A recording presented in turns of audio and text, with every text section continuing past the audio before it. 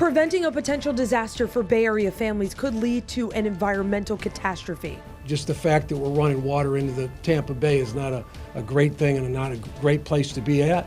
But the reality of it is, it seems like it's the right thing to do right now. What's being done to stop millions of gallons of contaminated water from gushing into homes, and how much of that is going into the bay, and confusion over evacuations. I don't know which direction to go. I don't know, but I don't want my kids to be in harm's way. Plus, as millions more become eligible to get a COVID vaccine, a popular site for shots is about to make a big change. The wastewater levels are dropping at the old Piney Point phosphate plant, most of it flowing into the bay in order to avoid a catastrophic collapse of this reservoir. That could send millions of gallons rushing into homes and businesses. This is Nightside. I'm Carolina Lead. The next 2 days are critical as they try to pump out the remaining 300 million gallons of nitrogen-rich wastewater before the walls holding it collapse. This afternoon, the county was concerned about a potential second leak. Engineers took a look and said there is only one leak, the same one leaders have been worried about for days now. The Department of Emergency Management sent at least 26 pumps and 10 vacuum trucks. That's enough power to reroute up to 100 million gallons a day. The Department of Environmental Protection continues to test the wastewater, which it says is not radioactive. And engineers have drones flying every hour to keep an eye on any problem areas. Tonight, we are looking into the impact to the environment, what we can expect in the days ahead, and issues around that evacuation zone. Some neighbors along the Manatee-Hillsborough line say there's been mixed messaging about what they should do and where they can turn for help. That's because they fall near the evacuation zone and law enforcement blocked off that area. But neither county is giving them clear answers. Nightside's Angelina Salcido is live near that plant. Angie, you spoke with neighbors who say they just want to know that they're safe. Carolina, this has been a stressful situation for this family, to say the least. They live off of US 41, which is actually behind a roadblock where the state tells me this evacuation zone actually starts. It's about 8 minutes away from this leak at the Piney Point site. And quite frankly, they are scared because they're hearing nothing from county officials. They worry that these walls could fail and potentially send water into their neighborhood. Frustrated, aggravated.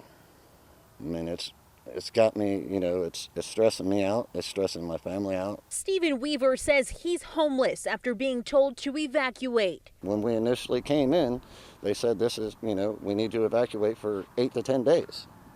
And this is on Saturday. A few days ago, this roadblock popped up on US 41 in Valroy Road. Hillsborough County deputies told him it was a mandatory evacuation. Come Sunday, we were told that it's not a mandatory evacuation, that it was, just better for us to leave. But knowing the leak is just a few miles away is a concern. That there tells me, something could happen if this breaks. And for me to have my family around it, I feel like, I'm at unease.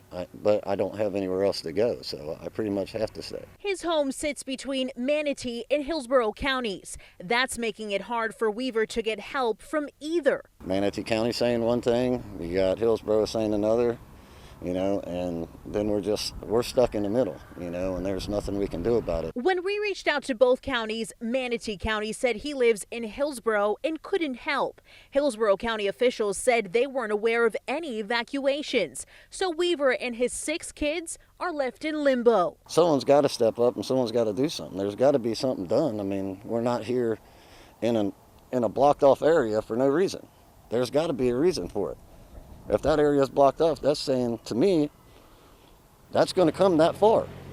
Now we are still trying to get some answers for the Weavers. We'll be asking about this again tomorrow. Again, most of the people in the evacuation zone are in Manatee County. The Manatee County government do say that they have helped to relocate 102 people that were actually in that zone to hotels in the area. Anyone that is in Manatee County and is affected by the work at the Piney Point site should call 311 for more information. Draining Piney Point into the bay might have been the quickest way to avoid a potential catastrophe. But environmentalists say that solution could wind up creating other problems. And 10 Tampa Bay's Joshua Dorwich shows you people who rely on our bay to pay their bills are especially worried about the potential impacts.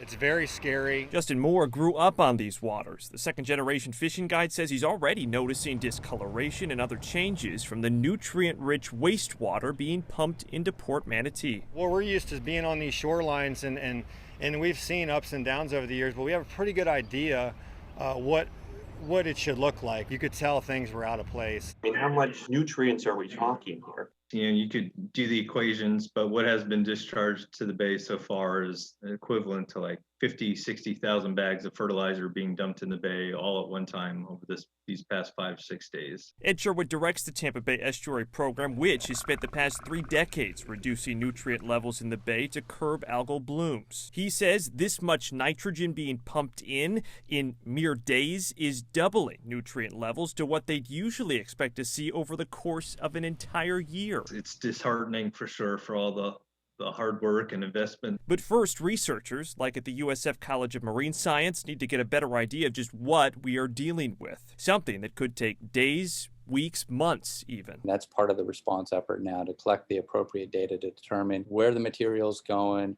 and where it's being taken up and where ultimately it might be transported to. Until then, Moore and others don't know how much more their beloved bay can take. We have to take these things seriously because this cannot continue. Not for my kids' sake and their kids' sake. We won't have anything left. Where this water is being dumped is actually strategic. Here's Estuary Program Director Ed Sherwood with a sharper insight. Most of the discharge is being directed towards Port Manatee.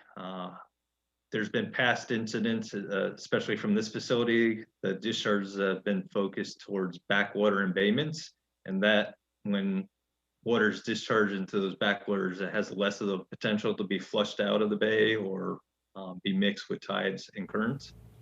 So ultimately, he says it's a slightly better location, but Sherwood says it's still an unprecedented amount of nutrients flowing into the system, especially at a time during our dry season when there's not a lot of new fresh water also flowing into the bay to help dilute it.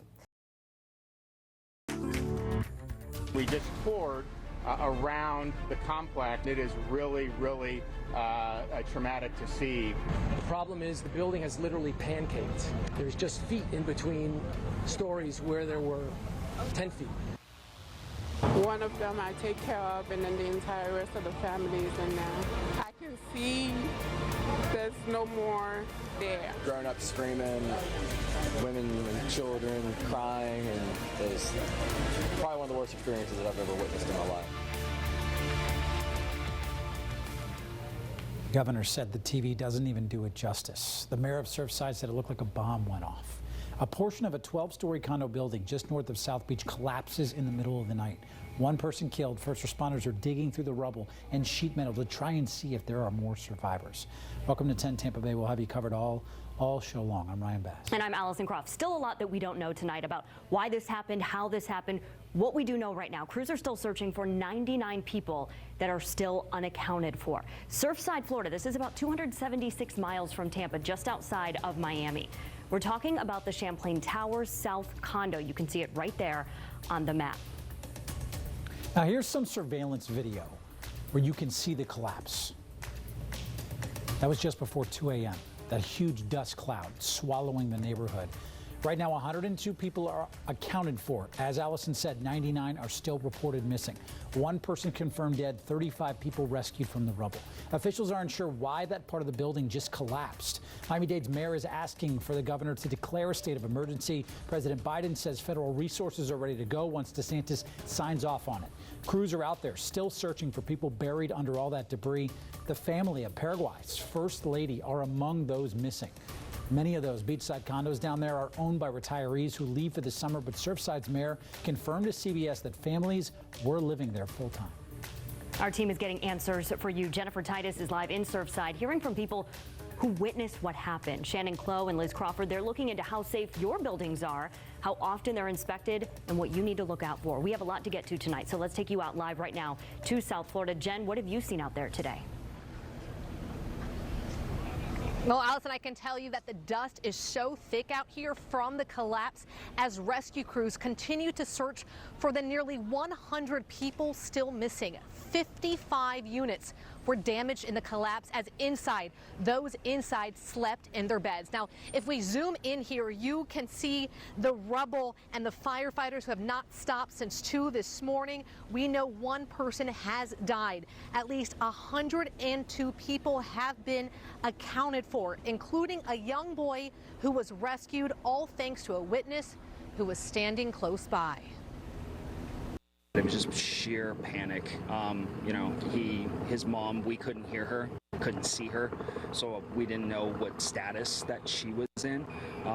He just, please don't leave me. Nicholas Balboa will never forget the sounds coming within the rubble of a high-rise in Surfside, just north of Miami Beach. As I got closer, I was able to see his hands sticking through the rubble, waving. It was a little boy, one of the many asleep in their beds when the building collapsed. He was yelling, please don't leave me. He was rescued, one of 53 people accounted for. We've been calling them like nonstop. Nobody knows anything. We don't have information right now. Champlain Tower South is a 12-story high-rise with 136 units.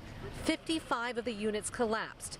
The mayor of Surfside says they worry the rest of the building could also fall as they try and figure out how this happened. We're all just scratching our heads, trying to imagine what in the world could have happened. Rescue crews have been out in the rubble, tunneling and looking for anyone who may have survived. The entire rest of the families and families holding on to hope that those still missing will be found as they stare into the rubble and ashes that once was their home.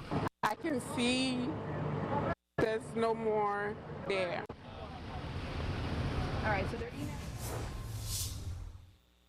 rescue crews could be out here for at least a week. Of course, time is of the essence. Now, the big question is, how did this happen? How did that condo collapse? I'm told that answer could take months to figure out. We have made requests into the city for any sort of issues that this complex may have. Allison, they told us they are working on it. And we actually had a chance to talk with the structural engineer who did some work on this complex in Surfside 4 years ago. Now, while that work was not related to this collapse, 10 Tampa Bay Shannon Close spoke with him about what he saw today and what that might mean for you.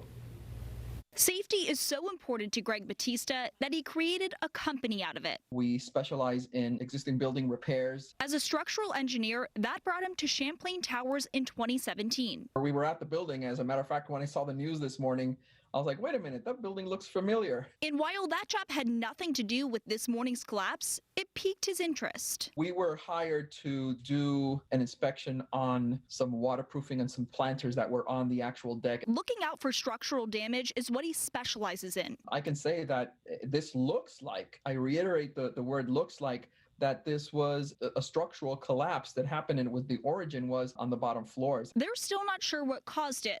But as we watch all this terrifying video, he says there's a safety lesson for us all. People need to be aware, and if you see a crack on a building, if you see big spalling, if you see those kind of things, you can make a phone call and have somebody check it out. And even though it's likely it may not be a big issue, there's another small but significant percentage that there's an underlying structural problem. This is something that is highly unusual, but it's possible that something like this happens. Seeing some of those AC units, even bedding, just laying off that building is kind of jarring. Now, that building was actually due for its 40-year inspection. It was built in 1981, and a Miami-Dade County ordinance requires a structural inspection after 40 years and then every 10 years thereafter. Broward County has a similar ordinance in place. 10 Tampa Bay's Liz Crawford joins us now from St. Pete with a deeper dive on our area. Are there any mandatory follow-ups? Is that a thing, Liz? Well, you know what, Ryan? It turns out that there is no statewide law requiring follow-up structural inspections on buildings in Florida. I spoke with the owner of an inspection firm. He says Florida has the strongest building code in the world. There's a lot of oversight that goes into the initial construction process, but there's no follow-up to check on structural integrity as the building ages. If we find that it's the result of decay, I imagine this is going to push some of these other counties to come up with an ordinance similar to this, Now, John McCallie owns Allied Building Inspection Services. He said our climate, the humidity, the salt in the air and the water, heavy rains, high winds, make for a highly corrosive environment. Now, I want you to know there are some required inspections, for example, on balconies and elevators. But when it comes to overall structural integrity, there's nothing on the books statewide. It's left up to the building owner to report a problem. Liz, thank you. If you have family or know someone who's looking for anyone that's involved in that collapse, we are here to help. Just open up the camera on your phone, point it at this code on the screen. A link is going to pop up. Once you click on that link, you will see a list of ways to check on loved ones down in Surfside. Now, investigators say that they are using sonar devices to try to hear through that rubble, and they're hearing what sounds like the possibility of people banging, but they have not heard voices yet. We will continue to keep you updated. We'll drop the latest information on everything that we have on our app as soon as we get updates. The Tampa Bay Buccaneers and Tom Brady are going to Super Bowl 55. I'm focused on this game right now, trying to win this second Super Bowl and be able to hold that Lombardi trophy and have that second ring. Experience doesn't matter. Playing well matters. The team that wins is not going to be the most experienced team. It's going to be the team that plays the best. But we here, baby. It's Super Bowl coming to us. Let's go, baby. Let's go. Yeah. Just to be able to stay in your routine, sleep in your bed, and all that stuff is I think, is a huge advantage. While this Super Bowl may not be the economic boom that we had expected, it gives us that worldwide exposure, and it will pay dividends for years to come. A lot of football fans across the country getting to see how beautiful of a city that we call home is. Welcome here to Tech Village along the Tampa Riverwalk. It's starting to get busy out here. Welcome into our set here in Tech Village, part of the NFL experience. We're getting ready for an awesome show and an awesome weekend here in Tampa Bay. The countdown is on to the Super Bowl. Countdown is on. We are so excited to have you here. Ryan Bass with you here. Allison Croft as well. Tech Village starting to get busier. Yeah. 49 hours until it? Super Bowl 55. Bucks and Chiefs right here in Tampa Bay. Oh, it's so exciting. You can feel the energy. Who's ready to watch Tom Brady lead the Bucks to a second Super Bowl win, huh? I am. Feeling it? Not going to be easy, though. No. No, because Patrick Mahomes is on the other side, and he is the reigning Super Bowl MVP. But guess what? We got the game right here, don't we? You can watch all the action here on CBS and 10 Tampa Bay. We're the official media partner of the Super Bowl 55 host committee, so we've got you covered. Everything you need to know leading up to and after the game. Sunday can't get here soon enough. We're ready for game day already. Ray J, less than 4 miles from where we're at right now, but there's a lot to enjoy all along the Riverwalk leading up to Sunday. And a picture-perfect Friday to do it, too. So let's take you around the Riverwalk right now. From the CBS compound to Armature Works, the experience at Julian B. Lane. There's DJs, there's food, there's drinks, all kinds of fun at Curtis Hickson. There's vendors here at Tech Village. You can get some Super Bowl swag. We checked out that counter earlier. No matter where you go, though, guys, do keep in mind you do need to wear a mask. Julian B. Lane is essentially turned into that football theme park. You can go out there and play some games, and there's a lot of spots that you can take a picture. You can even go down there and get a picture with a Lombardi trophy. Yes, you can. Hanging out there run before the 40. the game. And you can run the 40. Now, that is open to people who've had reservations, and those spots are taken. But come hang out with us here at Tech Village. You can also go to Curtis Hickson without a reservation as well. And, of course, there's Ybor and Soho if you want to enjoy stuff after this closes at 10 o'clock tonight. Lots to enjoy before the big game. We've got team coverage on this Football Friday. Grace Remington is live at Ray J for us, but we're going to kick it off with our Liz Crawford, who's at the Tampa Convention Center. And, Liz, you can feel the buzz for the Super Bowl picking up downtown. I'll tell you what, Ryan, Tampa has never experienced a Friday night quite like this. This is the weekend we have been waiting for since 2017 when we learned we would host Super Bowl 55. At that point, we didn't know Tom Brady would be our quarterback. We didn't know the Bucs would be in the Super Bowl, and we certainly didn't know we'd be doing it all through a global pandemic. We should all pat ourselves on the back, right? Let me set the scene for you here at the convention center. So I like it that I'm here because I want you to understand that if you don't have one of those reservations, you don't have a ticket, you don't want to download the app, no worries. If you want to park, come around. It's going to be tough to find a parking spot downtown, but the Tampa Convention Center is actually a good spot for you to kind of take in some of the celebration. So again, people are here. They're starting to load it in. We've got the crowds. You saw we've got people on bikes. We've got people walking. Most people in masks. Some people are not. You got to wear the mask. So this is also a big part of why I'm here. The iconic Jose Gasparilla pirate ship. Of course, it's decorated here specifically to celebrate the Super Bowl. You see the beautiful logo in the middle, that big Lombardi trophy. All the flags are different teams. Right in the middle, the Kansas City Chiefs flags, the Tampa Bay Buccaneers flag. So this is why I'm here. In just a couple hours, this becomes a light show. I want to show you some footage from last week's show because this is so cool. I actually brought my family down here. So the ship hosts 4 shows tonight like this. It's a light show, it's got fireworks, it's got lasers, it's all set to music. So tonight there are 4 shows, 6:55, 7:55, 8:55, 9:55, and it's on the dot, because trust me, I witnessed it. And then they do the whole thing tomorrow, again, 4 shows, same time. And it is really, really cool. It's not just a fireworks show with, like I said, the lasers, the lights, it's cool. I have little ones, I brought them down here, and we were able to be socially distant. I personally felt safe, and it was a fun family experience. So that's going down tonight. Then we've got it tomorrow. Just truly a celebration in downtown Tampa. And there is nothing that you can't do when the sun is shining like this.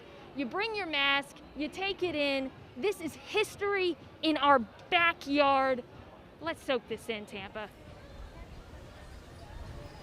It's the best reason to have it here in Tampa Bay because we get to do something like this in the beginning of February. And by the way, that fireworks show, I got a preview of it when we were doing our rehearsals here on the set. It's loud. You can hear it all throughout downtown, and it's something to witness. Definitely go and check that out if you're going to be around Plenty downtown. of opportunities to be able to see it tonight. Oh, without as well. question. And in just over an hour, you're actually going to get a chance to see the pilots try out their historic trifecta bomber flyover as well. This is something that the U.S. Air Force and Tampa's MacDill Air Force Base have been planning for a while now. Between 6:15 and 6:45 tonight, the 3 Global Strike Command bombers are going to take off from their home air bases for their practice run. We've seen these F-15s fly over stadiums before. They're big, they're loud, you're going to hear them. But the ones we'll see come Sunday are even bigger and louder. The Air Force is not releasing information on the flight path, though, but on Super Bowl Sunday, as the national anthem raps, these babies are going to zip over Raymond James Stadium. Here's the latest on the big game, sponsored by Dunkin'. Tampa runs on Dunkin'. All right, now let's get out live to 10 Sports. Grace Remington, she is at Ray J tonight. Grace, certainly hard to forget the Bucs-Chiefs Week 12 matchup. Carlton Davis might still be having nightmares about the cheetah burning him so much. Yeah, Ryan. Carlton Davis burned by Tyreek Hill. The Cheetah put up 203 yards and 2 touchdowns in just the first quarter in that Week 12 matchup. But the only thing you can do as a DB is line up, forget the last play, and go make the next one. But you know what the secondary hasn't forgotten is a preseason ranking that had this group ranked number 32 out of all 32 teams in the league. And that's a chip on their shoulder that they've worn this entire season. They've been vindicated, reaching the big game, but it's more than that. It's the way they got here. Tampa Bay has the most interceptions and most passes defended of any playoff team this year. 4 of those picks were from the DBs. Now these guys started posting Instagram photos with the caption "Gravediggers." It went viral, and now the group embraces that phrase on the field. We always keep that chip on our shoulder, especially when we know we're way better than what they think we are. And, for the most part of the season, we've just been tuning out the noise and just playing ball, man, doing what we know we could do. And if they keep sleeping, we'll keep going hard. We're looking at it in a way where we can really, like I said, make history and just kind of be those guys. I mean, we don't really look for recognition from anybody. We're not expecting anybody to realize or recognize anything that we're doing. We're just kind of playing for each other, playing for one another. If that happens in the process, then so be it. But we're still just going to, like I said, fight like we're the underdogs every day, come ready to work and never be satisfied. Now the Bucs can take comfort knowing the second half of that Week 12 game was a different story. They outscored the Chiefs 17-7, holding Tyreek Hill to 66 yards in the last 3 quarters. So the Gravediggers buried in that first matchup. They've since risen. Now they need to stay above ground in the Super Bowl rematch. Oh, looking forward to it. Yeah, Hours certainly. away. Look, Week 12 was a long time ago. Bucs haven't lost since Week 12, so a lot certainly changed. I'm Ryan Bass, here with you on this special election edition of 10 Tampa Bay. And I'm Carolina Lee. So we are joining you live across our social media platforms tonight, awaiting the results. We will be joining you on YouTube, on Facebook, on Twitter. The polls just closed across most of the state an hour Boat Squad's Courtney Robinson is going to bring you the results, the reactions, and of course, what that actually means for you. Our special coverage starts right now. I hope they realize how important their boat is. It's more important than it has ever been at least in my entire life. Success is going to bring us together. We're going to choose hope over fear. The American people have witnessed what is the greatest failure of any presidential administration in the history of our country. From the very first day, President Donald Trump has put the health of America first. Everything that we hold dear is at stake in this election. This year's election is historic in more ways than one. There is a very weird chance that we could end up with a electoral college tie in this election. That is one of the outcomes that we could see tonight, although very slim. What we do know is this. Tonight's election, historic already. The U.S. hit 73% of its 2016 voting before Election Day even started. Over 100 million people cast votes. Here in Florida, 9 million people have casted a vote before today even began. We are expected to see record turnouts to the likes of what we haven't seen in over a century. Hello, welcome. I am Ryan Bass here with you on this special edition of election night coverage here on 10 Tampa Bay as America decides. You can see the map. It's already starting to fill up. We will continue to get these results populated throughout the state of Florida tonight as we take a look at how the map will shape up, not only here in the state of Florida, but across the nation. We can tell you at the start of this show right now, President Donald Trump has taken the state of Kentucky as expected, according to the Associated Press. We will update the Electoral College all throughout the night, just getting results in that Vice President Joe Biden has taken Vermont. Again, 2 states already off the board as we continue to look at how things will shape up here on this historic election night, Carolina. And given the amount of people who voted early, who voted by mail, it is absolutely incredible how quickly we will be likely getting the results tonight.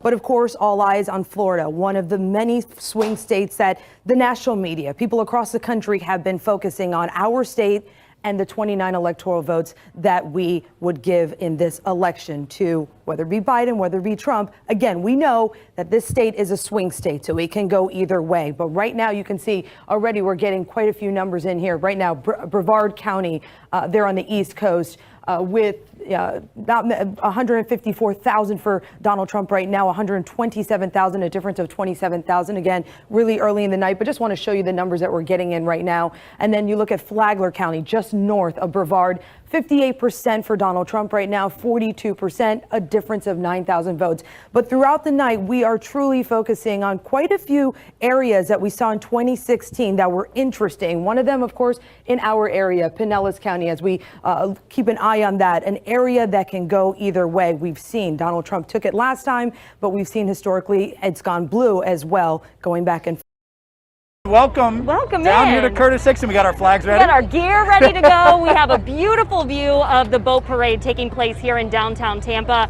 And it is the perfect day to be out on a boat to celebrate a Super Bowl win. A little hot for February here, but we'll take it. Ryan Bass, Allison Kropp down here with you. We're going to have coverage of the championship boat parade, all of its entirety, right here on 10 Tampa Bay for you. Again, this has been 18 years in the making. The Bucs had an unbelievable run to a Super Bowl in our city, our town. Our hometown team wins it, and now we celebrate the way only we know how. This is how Florida does a Super Bowl championship parade, isn't it? On the water of the Hillsborough River on a beautiful day in winter, by the way. We've got all of the sun, all of the heat.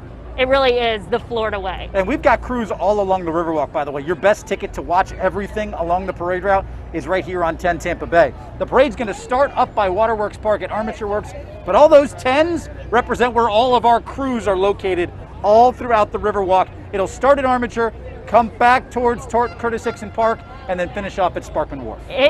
You're not going to miss a beat of it. So let's start off. We're going to go to Candace Avilés. She is at Armature Works this afternoon. Candace, lots of boats out there as well. You guys, lots of boats, but Ryan, I heard you say it's hot out here, and you guys, some like it hot. This area is popping. We were here for a few hours earlier before the boat parade started, and people were lining the waterway already ready to rock.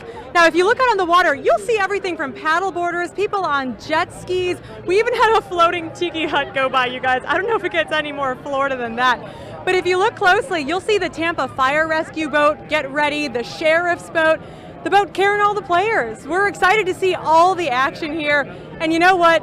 All the fans here are too. I wish I could capture the emotion